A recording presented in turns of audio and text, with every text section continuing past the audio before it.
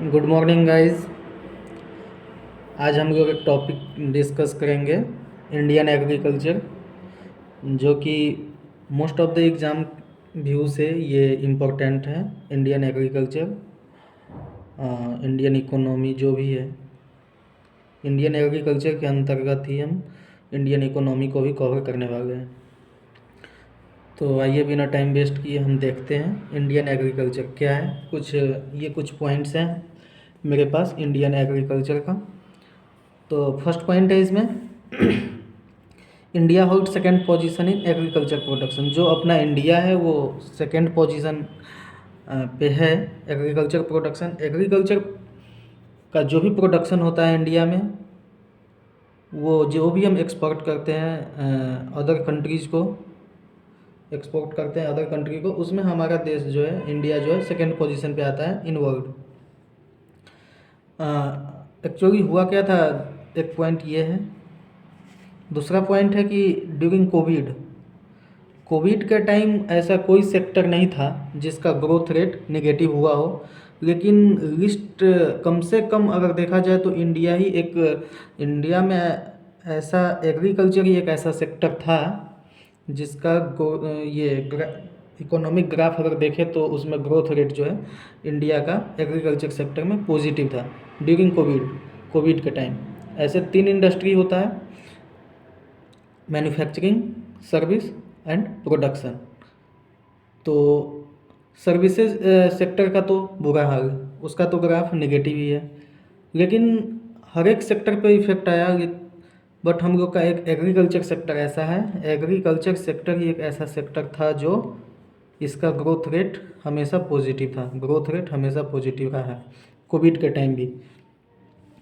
तो इससे हमें ये पता चल रहा है कि एग्रीकल्चर सेक्टर बहुत ही बड़ा सेक्टर है। उसके बाद तीसरा पॉइंट है कि इंडिया का जो रैंक है एक्सपोर्ट पे, वो 9वां रैंक पे आता है। इंडिया 9th रैंक पे एक्सपोर्ट में आता है। प्रोडक्शन के क्षेत्र में देखेंगे तो सेकेंड रैंक पे आता है, लेकिन एक्सपोर्ट के क्षेत्र में देखें तो 9th रैंक पे आता है।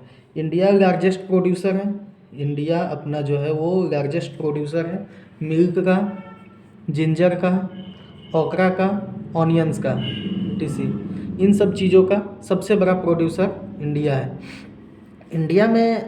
इंडिया में एक स्टेट है सिक्किम। इंडिया का एक स्टेट है सिक्किम जो वर्ल्ड में क्लेम करता है, पूरे वर्ल्ड को क्लेम करता है 100% ऑर्गेनिक फार्मिंग का। इंडिया के अंदर एक स्टेट है सिक्किम जो वर्ल्ड को 100% ऑर्गेनिक फार्मिंग के लिए क्लेम करता है। तो ये एक बहुत अच्छी बात है, अचीवमेंट है इंडिया के लिए। इंडिया में हुआ क्या था कि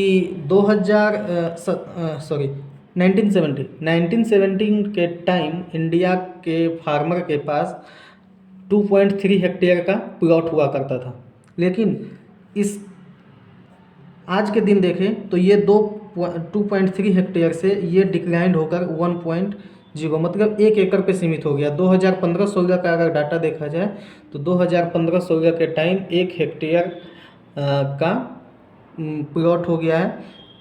ये एवरेज है। कोई अगर बोलेगा कि नहीं किसी किसान के पास तो बहुत बड़ा प्लॉट है, बहुत ज़मीन है, लेकिन ये हम एक एवरेज बात कर रहे हैं। 1970 में क्या हुआ करता था, 2.3 हेक्टेयर का लैंड हुआ करता था एवरेज फार्मर्स के पास। लेकिन आज का दिन देखें 2017 तक का ये डाटा है। 2017 तक 1 हेक्टेयर पे सीमित हो गया है। ये एवरेज है, कोई पार्टिकुलर की बात नहीं कर रहे, हम लोग एवरेज की बात कर रहे हैं। तो अगर ये 2.3 हेक्टेयर से 1 हेक्टेयर तक डिक्लाइंड हो गया है तो इसमें हुआ क्या होगा, ऑब्वियस सी बात है कि इसमें स्मॉल फार्मर और मार्जिनल फार्मर का इंक्रीमेंट हुआ होगा। इसमें क्या हुआ कि स्मॉल फार्मर और मार्जिनल फार्मर का जो है शेयर इंक्रीज हो गया 1980 में। 1980 तक जो है स्मॉल और मार्जिनल फार्मर का जो शेयर था वो 70% था, लेकिन 2016 तक की अगर बात करें तो वहाँ 86% हो गया था। तो ये बात है कि बड़ा फार्मर के पास ज़मीन तो कम है, लैंड होल्डिंग कैपेसिटी तो कम हो गया, लेकिन उसमें क्या हुआ, मार्जिनल और स्मॉल फार्मर का इंक्रीजमेंट हुआ। तो क्या 70 से 86% तक का इंक्रीमेंट हुआ है 2016 तक। ये रहा इंडियन एग्रीकल्चर की बेसिक बातें। इसके बाद हम लोग देखते हैं क्या चैलेंज है इंडियन एग्रीकल्चर के साथ, क्या चैलेंजेस है, चैलेंजेस डिस्कस करेंगे। बहुत बड़ा टॉपिक है, इसको एक एक करके देखेंगे हम लोग। अभी देखेंगे challenges of Indian agriculture. Challenge क्या था, इनेबिलिटी ऑफ द ईल्ड का इनेबिलिटी है इंडिया में। मीन्स कब रेनफॉल, कब बारिश होगा नहीं होगा कोई पता नहीं है, तो इसको रेनफॉल से डिफाइन करते हैं। मतलब फार्मर्स को कोई कंफर्मेशन नहीं होता था इंडिया में, नहीं हो, अभी भी मोस्ट ऑफ द फार्मर्स को नहीं होता है कि बारिश होगा नहीं होगा। इस कंडीशन में कई बार किसान सीड डालेगा नहीं डालेगा, ये सिचुएशन होता है इंडिया में। दूसरा पॉइंट है कि लो ऑफ मैकेनाइजेशन है due to fragment land holding. किसान के पास क्या हो गया कि छोटा छोटा प्लॉट है, छोटा छोटा प्लॉट होने के कारण वो बड़ा मशीन का यूज़ नहीं कर पाता है। ट्रैक्टर, हार्वेस्टर, लेवलर, ये सब का यूज़ तो फार्मर नहीं कर पाता है। इसके वजह से भी ये भी एक चैलेंज है इंडियन एग्रीकल्चर के पास, ये चैलेंजेस है। फॉरेन में ये चैलेंजेस नहीं है, लेकिन हमारे पास ये एक बहुत ही सीरियस चैलेंज है कि हमारे पास जो है land holding, small land holding है। इसके वजह से हम बड़ा मशीन का यूज़ नहीं कर सकते, मॉडर्न टेक्नोलॉजी का यूज़ नहीं कर पाते हैं। उसके बाद एक आता है डिस्प्यूटेड लैंड टाइटल। डिस्प्यूटेड मतलब क्या, पुराना। अभी भी इंडिया के पास एक बहुत बड़ा चैलेंज है कि लोग आपस में लड़ेंगे। जैसे कोई ए है और कोई बी है। ए बोलेगा कि नहीं ये प्लॉट है, कोई ये बोलता है ये मेरा प्लॉट है, ये बोलता है ये मेरा प्लॉट है। तो दोनों फार्मर ए और बी क्या करता है, दोनों लड़ता है, लड़के जाता है कोर्ट जाता है।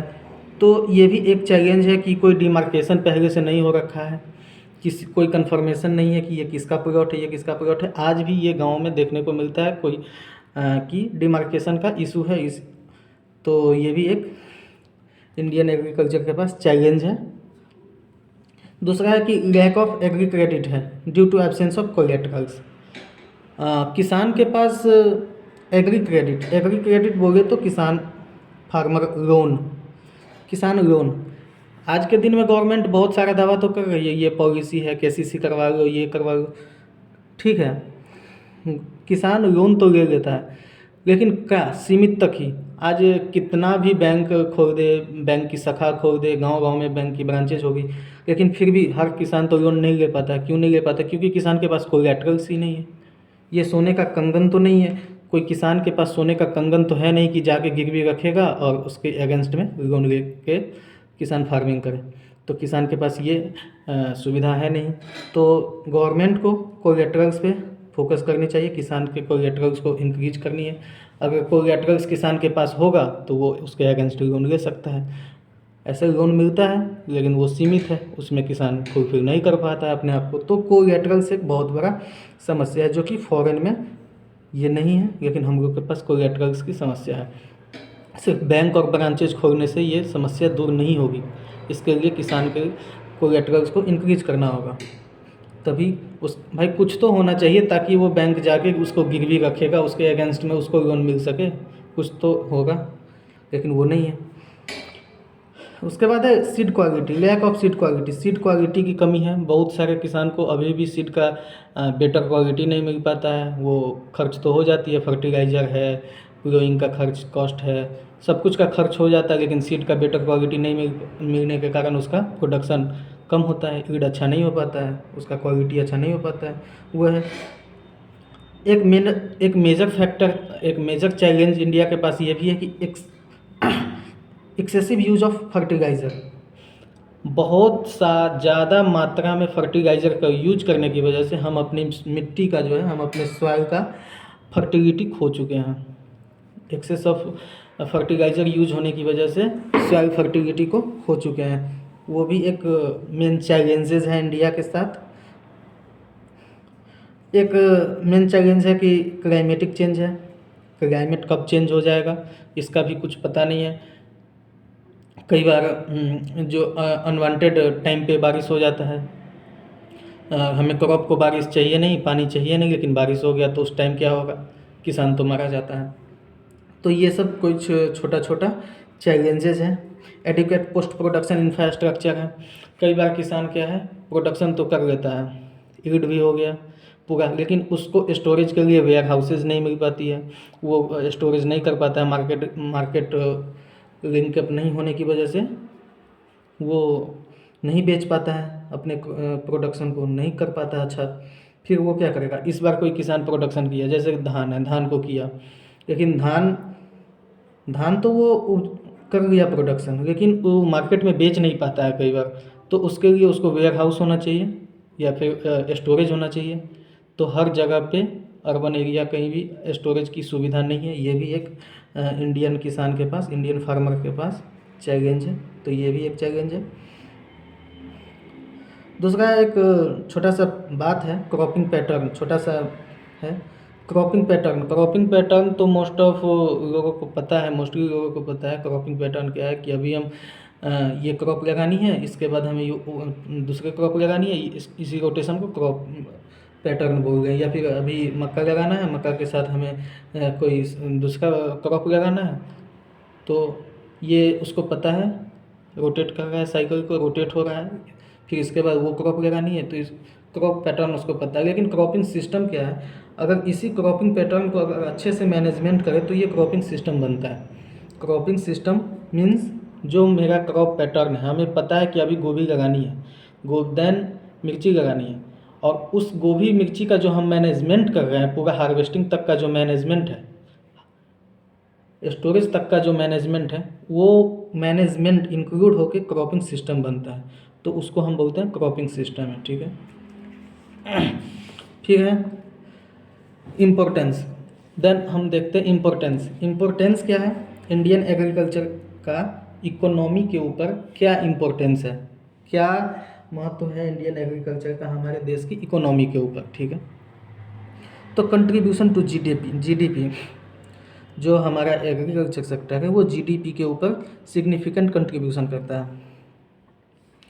तो एक जो हमारा 5 वर्ष का प्लानिंग पीरियड था, उस समय 51 to 70% जीडीपी को इंक्रीज किया कौन, agriculture sector. It was declined over time because faster growth of secondary and tertiary factor. लेकिन ये डिक्लाइंड हुआ, क्यों डिक्लाइंड हुआ ओवर टाइम के बाद, क्योंकि टर्टियरी और सेकेंडरी इंडस्ट्री था अपना, वो उसका ग्रोथ हुआ, उसके ग्रोथ होने की वजह से इंडियन इकोनॉमी में एग्रीकल्चर कंट्रीब्यूशन का कमी हुई थी, ठीक है। उसके बाद दूसरा पॉइंट देखते हैं, supply of food grain. Agriculture जो है फूड ग्रेन सप्लाई करता है over population of India, means 130-140 जो भी पॉपुलेशन है इंडिया का, उस सबको एग्रीकल्चर सेक्टर क्या है, ग्रेन प्रोवाइड करता है। तो ये भी एक इंडियन इकोनॉमी का पार्ट है। तीसरा पॉइंट है sources of employment. Agriculture sector employment, लोगों को एम्प्लॉयमेंट मीन्स एग्रीकल्चर सेक्टर एक ऐसा सेक्टर है जिसमें 50% of working population engaged in agriculture. India का जो भी पॉपुलेशन है उसका 50% लोग एग्रीकल्चर सेक्टर में इंगेज्ड है। तो ये इकोनॉमी का पार्ट है, ये भी एक इकोनॉमी का पार्ट है। इसीलिए एग्रीकल्चर सेक्टर को प्रिंसिपल सोर्सेज ऑफ एम्प्लॉयमेंट बोला जाता है। एग्रीकल्चर सेक्टर को हम प्रिंसिपल सोर्सेज ऑफ एम्प्लॉयमेंट बोलते हैं। अगर एग्रीकल्चर इंडिया से ख़त्म हो जाए तो 50% लोग ऐसे ही रोड पे आ जाएंगे, क्योंकि ये principal sources of Indian economy. Then उसके बाद चौथा पॉइंट है supply of raw materials. Agriculture sector also supply raw material to industries like cotton का खेती करते हैं हम लोग। देन कॉटन को टेक्सटाइल इंडस्ट्रीज में सप्लाई करते हैं, इससे क्या कपड़ा बनता है जो भी है। शुगर कैन उगाते हैं, उसको शुगर मिल में देते हैं, तो क्या ये रॉ मटेरियल एग्रीकल्चर सेक्टर से ही तो जा रहा है, ये रॉ मटेरियल हुआ ना। रॉ मटेरियल क्या, इसकी खेती की है तभी तो टेक्सटाइल बना। शुगर कैन का खेती नहीं करेंगे तो शुगर बनेगा नहीं, बनेगा ना। तो ये सब इकोनॉमी पार्ट है इंडियन एग्रीकल्चर का, और ये बहुत ही ज़्यादा इम्पोर्टेंट है इंडियन इकोनॉमी के ग्रोथ रेट के लिए। अगर एग्रीकल्चर सेक्टर ना हो तो इंडियन इकोनॉमी के 50% पार्ट ऐसे ही डिक्लाइन हो जाएगा। एग्रीकल्चर ये भी प्रोवाइड करता है कि market too for industrial goods. Agriculture sector जो है मार्केट को इंडस्ट्रियल गुड्स, कैपिटल्स गुड्स के लिए लिंकअप करता है, जैसे कि tractor, harvester, etc, thresher, cultivator. अगर एग्रीकल्चर ही ना हो, खेती ही ना हो, तो क्या कोई इंडिया का किसान ट्रैक्टर खरीदेगा, हार्वेस्टर खरीदेगा, कल्टीवेटर खरीदेगा? नहीं खरीदेगा ना। तो एग्रीकल्चर सेक्टर एक ऐसा सेक्टर है जो मार्केट लिंकअप भी डेवलप करता है, और ये डायरेक्ट इफेक्ट डालेगा इंडियन इकोनॉमी के ऊपर, जो हमारा इकोनॉमी है इंडिया का। फिर एक पॉइंट है कंट्रीब्यूशन टू इंटरनेशनल ट्रेड।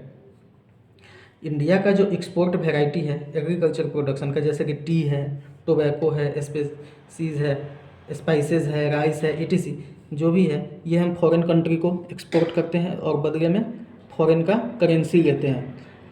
ये सब चीज़ें हम फॉरेन को एक्सपोर्ट करते हैं और फॉरेन करेंसी इंडिया में आता है। तो क्या फॉरेन करेंसी इंडिया में आया तो इकोनॉमिक ग्रोथ हुआ ना। तो ये भी एक इकोनॉमी डेवलपमेंट का मेन फैक्टर है।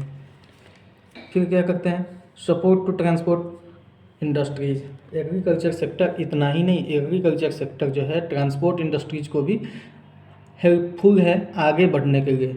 हेल्पफुल है आगे बढ़ने के लिए कैसे है, तो बोथ रोडवे और रेलवे दोनों को आगे करता है। फार्म प्रोडक्ट को ट्रांसपोर्ट के थ्रू भेजते हैं कि अगर कोई फार्म है, फार्म से जैसे टोमेटो का प्रोडक्शन हुआ, या फिर राइस है, राइस का प्रोडक्शन हुआ, उसको कहाँ, ट्रक से, रेलवेज से, एक कंट्री से अदर कंट्री, एक स्टेट से दूसरे स्टेट भेजते हैं। तो ये क्या हुआ, ट्रांसपोर्ट इंडस्ट्री को, ये भी तो एग्रीकल्चर का ही प्रोडक्ट है जो कि ट्रांसपोर्ट इंडस्ट्रीज को कुछ कमाने के लिए मौका दे रहा है। तो ये भी एक इकोनॉमी का पार्ट बनता है। फिर एक पॉइंट आता है contribution to poverty elimination. Agriculture जो है वो पॉवर्टी को इनकम जनरेट करने में और एम्प्लॉयमेंट अपॉर्चुनिटी देने के लिए बहुत ही हेल्पफुल है। जो एग्रीकल्चर है वो अनस्किल्ड, जो पढ़ा लिखा फार्मर्स है या फिर नहीं पढ़ा लिखा लेबर है, उसको भी काम देता है एग्रीकल्चर अपने सेक्टर में। तो ये भी एक इंडिया का बहुत ही हेल्पफुल इकोनॉमी पार्ट है। एक आखिरी और लास्ट पॉइंट है वेल्थ ऑफ नेशन। हमारा जो कंट्री है, जो इंडिया है, इसके धन को बढ़ाने के लिए, मतलब शक्तिशाली बनाने के लिए एग्रीकल्चर बहुत हेल्पफुल है। क्यों है, तो जैसे various fix asset like land, modern technology, irrigation project, agriculture के वजह से ही तो आज वैरायटी प्रोजेक्ट बन रहा है, इरिगेशन प्रोजेक्ट आ रहा है, मॉडर्न टेक्नोलॉजी का खेती हो रहा है, मशीनरीज आ रही है। तो ये सब एक पार्ट है इंडियन इकोनॉमी को डेवलप करने के लिए। ये सब एक पार्ट हुआ इंडियन इकोनॉमी को डेवलप करने के लिए। तो ये था कुछ importance of Indian agriculture on economy के ऊपर क्या इम्पोर्टेंस पड़ता है इंडियन एग्रीकल्चर का। उसके पहले हम पढ़े थे challenges of Indian agriculture, challenge पढ़े थे, फिर बेसिक पॉइंट देखे थे इंडियन एग्रीकल्चर का। देन नेक्स्ट वीडियो में हम लोग पढ़ेंगे फीचर क्या है। नेक्स्ट वीडियो में हम लोग पढ़ेंगे फीचर्स ऑफ इंडियन एग्रीकल्चर। जो हमारा इंडियन एग्रीकल्चर है उसका मेन फीचर्स क्या है, क्या उसका ड्रॉबैक रहा है, क्या उसका मेरिट है, क्या उसका डिमेरिट है, ये सारी चीज़ें देखेंगे। आज के लिए इतना ही। थैंक्स।